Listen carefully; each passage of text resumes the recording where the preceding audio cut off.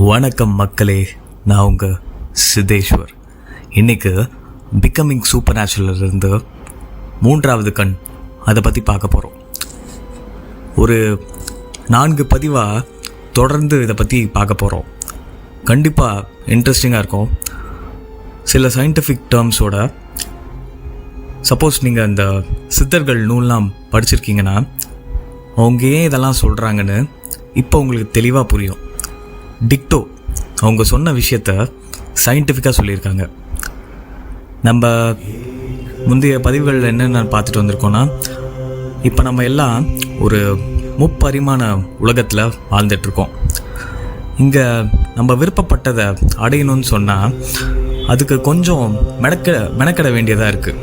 ஏன்னா இந்த உடல்ன்றது ஒரு கன சரீரம், இதுக்கு எனர்ஜின்றது தேவைப்படுது அது வேலை செய்ய. ஆனால் இந்த பூத உடலோட நிலைப்பாடுகள் மாறும்போது நம்ம அருள் உலகம் அப்படின்ற ஒரு இடத்துக்கு போகிறோம் தியானத்தின் மூலியமாக. அருள் உலகம்னா ஒன்றும் இல்லை, குவாண்டம் ஸ்பேஸ். இதை தான் இறைநிலைன்னு சொல்கிறாங்க. இப்போ இந்த முப்பரிமாணத்தில் இருக்கிற உலக விஷயங்களை செய்ய இந்த 5 பூதங்களால் உண்டான உடல் நம்மளுக்கு தேவைப்படுது. ஆனால் ஒன்ஸ் இந்த குவாண்டம் ஸ்டேட்டான அருள் உலகத்துக்கு நம்ம போகும்போது வெறும் நம்ம கான்ஷியஸ் மட்டும்தான் அங்கே போகுது.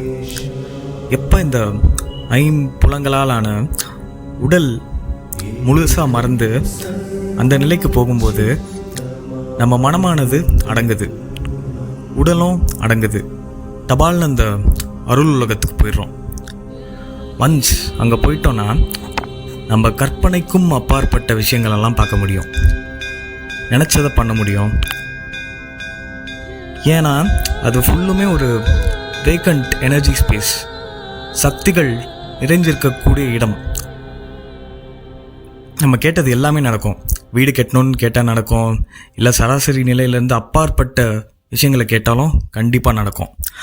இப்போ இந்த உலகத்துக்கு போகிறதுக்குள்ளே புண்ணியம் செஞ்சுருக்கணும், இல்லை இதுக்குன்னே தனியாக பிறப்படுத்திருக்கணும் அப்படின்லாம் கேட்டால் அதெல்லாம் சுத்த போய். அப்படின்லாம் எதுவுமே இல்லை, எல்லாராலையும் போக முடியும். அப்படி இல்லைன்னா ஏன் நம்ம சித்தர்கள் இதெல்லாம் சொல்லிட்டு போயிருக்காங்க?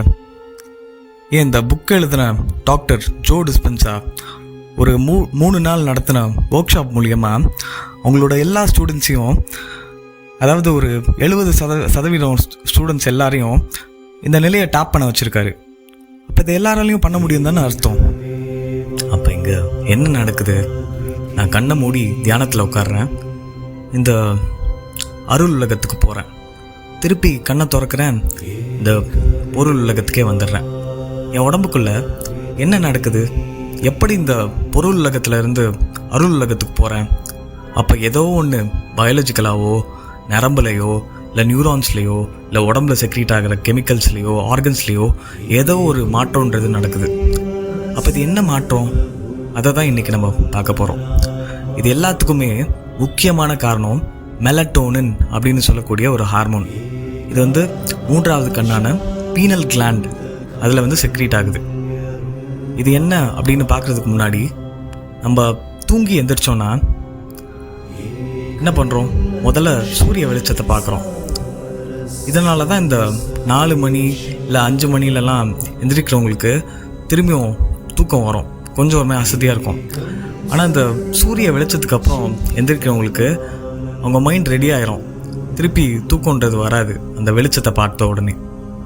ஓகே, இப்போ காலையில் சூரிய வெளிச்சத்தை பார்த்த உடனே அந்த வெளிச்சம் நம்ம கண்ணுக்குள்ளே சூப்பராசி சயின்டிக் நியூக்ளியஸ் அப்படின்ற ஒரு நியூரோ டிரான்ஸ்மிட்டரை ட்ரிகர் பண்ணி விட்டுருது. இதனால் செரட்டோனின் அப்படின்ற ஒரு ஹார்மோன் செக்ரீட் ஆகுது.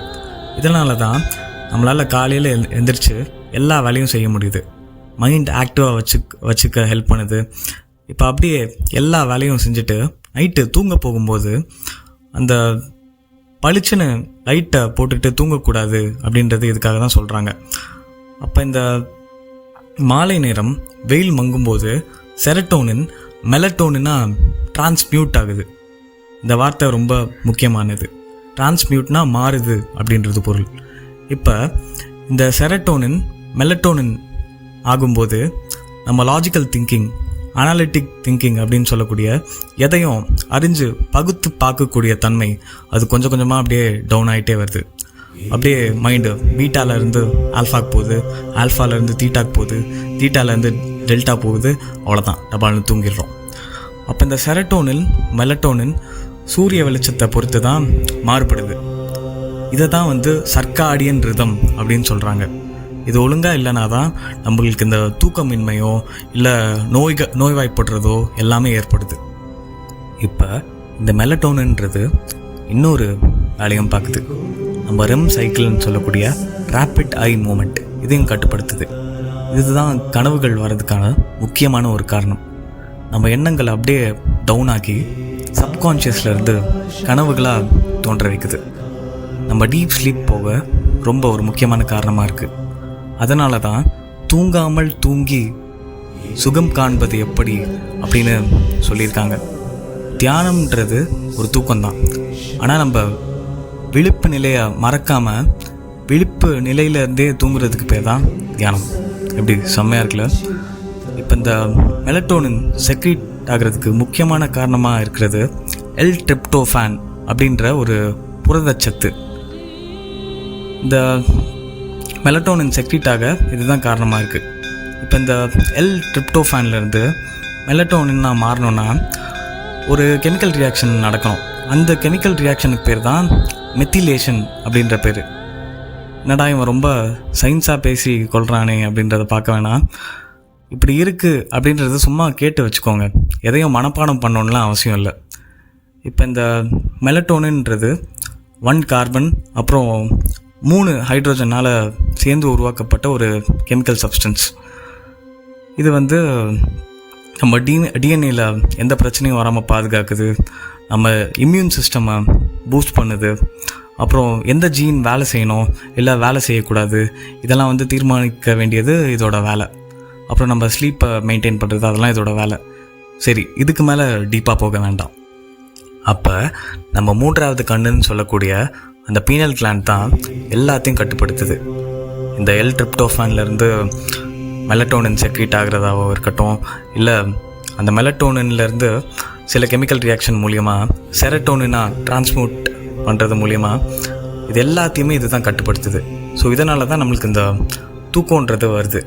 அப்புறம் இந்த விழிப்பு நிலையில் இருக்கும். ஸோ இந்த 1 மணிலேருந்து 4 மணி இந்த டைமில் தான் இந்த மெலட்டோனின் செக்ரீஷன் அதிகமாக இருக்கும். நமக்கு இப்போ இந்த விழிப்பு நிலையோ தூக்கமோ எப்படி நடக்குது அப்படின்றது புரிஞ்சிருச்சு. இப்போ சில பேர் எனக்கு என்ன தான் தலைகீழ புரண்டாலும் தூக்கமே வரமாட்டேங்குதியா அப்படின்றாங்களே. அது ஏன் அப்படின்றத கேட்டோன்னா, ஒருத்தர் வேலைக்கு போயிட்டு வராரு. அவங்க அம்மாவோ இல்லை மனைவியோ இல்லை குழந்தைகளோ ஏதோ ஒன்று பண்ணிட்டாங்க. மனுஷன் நல்லா வாங்குன்னு வாங்குறாரு. அப்புறம் போய் தூங்கிடுறாரு. அவருக்கு அந்த திட்டின ஒரு சாட்டிஸ்ஃபேக்ஷனே இல்லைன்னா ஒரு ஆஃபீஸில் வேலை செய்கிறவங்களையோ இல்லை பாஸையோ நினச்சி அந்த டென்ஷனை வீட்டுக்கு எடுத்துகிட்டு வர்றது. இல்லை அவன் மட்டும் நல்லா இருக்கானே, நம்ம ஏன் இந்த மாதிரி இருக்கோம் இப்படின்னு சொல்கிற எண்ணங்கள் எல்லாமே அட்ரினலின் சொல்லக்கூடிய ஃபைட் ஆர் ஃப்ளைட் ஹார்மோனை தூண்டி விடுது. ஒன்று ஓடு இல்லை சண்டை போடு அப்படின்றது தான் இதோட வேலை. இப்போ இந்த அட்ரினலின்றது அதிகமாச்சுன்னா மெலட்டோனின் செக்ரீஷன் ரொம்பவே அடி வாங்குது. இது கொஞ்சம் நொடிகள் உடம்புல சுரந்தா அது நம்ம உடம்பை காக்க பயன்படுது. எப்படின்னு கேட்டால், ஒரு நாய் நம்மளை துரத்தும் போது ஜெட்டு வேகத்தில் ஓடுறோம். அப்போ தான் பறக்கிறது எப்படின்றதே ஒரு மனுஷன் புரிஞ்சுக்கலாம். ஆனால் இது ஒரு சில நொடிகளுக்கு மட்டும் இருந்தால் அது ஒரு ப்ரொடெக்டிங் மெக்கானிசம் உடம்புக்கு. ஆனால் இதுவே நாள்தோறும் இந்த அட்ரினலின் செக்ரீட் ஆகிட்டே இருந்துச்சு அப்படின்னு சொன்னால் கண்டிப்பாக உடம்பு நோய்வாய்ப்பட்டே போகும். இதே மாதிரி தான் கார்டிசால்னு சொல்கிற ஸ்ட்ரெஸ்ஸை அதிகப்படுத்தக்கூடிய ஹார்மோன். இந்த கார்டிசால்ன்றது மெலட்டோனினை கம்மி பண்ணிடுது, ஸ்ட்ரெஸ்ஸு அதிகரிக்குது, தூக்கம் இல்லாமல் போகுது. இப்போ இந்த மெலட்டோனினோட வேலையை பார்த்தோன்னா, நம்ம சாப்பிடாமல் இருந்தால் நம்ம ஃபேட், அதாவது கொழுப்பை கரைச்சி அது மூலிமா எனர்ஜியை வெளிப்படுத்தி உடம்பை வேலை செய்ய வைக்க இந்த ஹெல்த்தி ஃபேட்ஸை எடுத்துகிட்டு உடம்புல போய் ஸ்டோர் பண்ணுது. டிப்ரெஷன், மன அழுத்தத்தை குறைக்க அந்த மெலட்டோனின் பயன்படுது. அதுதான் தூங்கி எந்திரிச்சோடனே நம்மளுக்கு ஒரு மாதிரி ரிலாக்ஸ்டாக இருக்குது. அடுத்தது DHEA அப்படின்னு சொல்லக்கூடிய இந்த ஹார்மோன் என்ன பண்ணுதுன்னா, வயதாவதை தடுக்கக்கூடிய ஒரு ஹார்மோன். இதை செக்ரீட் பண்ணுறது எப்போன்னு பார்த்தா, நம்ம 7-8 மணி நேரம் தூங்கினா மட்டும்தான் இந்த DHEAன்றது செக்ரீட் ஆகும். இப்போ நம்ம 7-8 மணி நேரம் தூங்கினா நம்ம எப்போவுமே இளமையாக இருக்கலாம். அதுக்கு மேலே தூங்கினா சோம்பேறித்தனம் வந்துடும். சில பேர் எனக்கு 2 மணி 3 மணி இந்த நேரத்தில் தான் தூக்கம் வருது அப்படின்றா சொல்கிறாங்களே, அதெல்லாம் ஏன்னு கேட்டால் அப்போ தான் இந்த மெலட்டோனின் செக்ரீஷன் அதிகமாக இருக்குது அப்படின்றத பார்த்தோமா.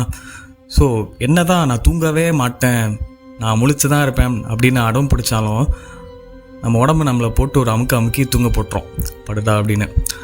ஆனால் இதையே தொடர்ந்து இதே மாதிரி லேட் நைட்டில் தூங்குறது மூலிமா நம்மளுக்கு இந்த 7-8 மணி நேரம் தூக்கம் கிடைக்கிறதில்ல. இதனால் உடம்பு அவுட் ஆகிடுது. அதால் அதோட வேலைகளை அதால் ஒழுங்காக செய்ய முடியறதில்ல. இதனால தான் மெயினாக நோய்வாய்ப்படுறோம். சரி, இதுதான் இன்றைக்கான வீடியோ.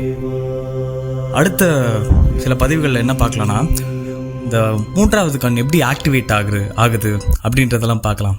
கண்டிப்பாக இன்றைக்கான வீடியோ இன்ட்ரெஸ்டிங்காக இருந்திருக்கும்னு நம்புகிறேன். நன்றி.